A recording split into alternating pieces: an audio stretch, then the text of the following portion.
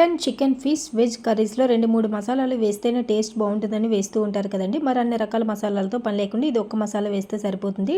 ఏ curry అయినా taste అదిరిపోతుందండి ఈ మసాలా వేస్తే. ఈ కిచెన్ కింగ్ మసాలా తయారీ విధానం చూసేయండి. ముందుగా స్టవ్ వెలిగించి ఒక మందపాటి కడాయిని పెట్టుకుని ఒక పెద్ద కప్పు ధనియాలు వేసుకోవాలి. నెక్స్ట్ ఒక చిన్న కప్పు జీలకర్రని వేసుకోవాలి.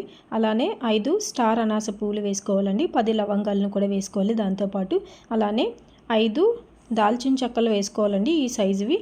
నెక్స్ట్ మిరియాలు వేసుకోవాలి. 1 టేబుల్ స్పూన్ మిరియాలు వేసుకొని దోరగా వేయించుకోవాలండి. మంచి సువాసన వచ్చే వరకు, కొంచెం కలర్ చేంజ్ అయ్యే వరకు వేయించుకొని చల్లారిన తర్వాత వేయించిన మసాలా దినుసులన్నింటిని ఒక మిక్సీ జార్లో వేసుకొని దాంతోపాటు పసుపును కూడా ఇలా దంచుకొని వేసుకోవాలండి. ఇలా మెత్తగా మిక్సీ పట్టేసుకోవాలి. దీన్ని ఒక బౌల్లో వేసుకొని ఒక 2 నిమిషాల పాటు చల్లారనివ్వండి. చల్లారిన తర్వాత ఏదైనా ఎయిర్టైట్ కంటైనర్లో వేసేసుకుంటే 1 సంవత్సరం పాటు నిల్వ ఉంటుందండి. ఇలా పేపర్ పెట్టి వేయడం వల్ల పక్కన పడకుండా ఉంటుంది. ఈ వీడియోను ఫుల్ డీటెయిల్గా చూడాలంటే లాంగ్ వీడియో లింక్ ఈ వీడియో కింద పెడుతుందని క్లిక్ చేసి చూసేయండి.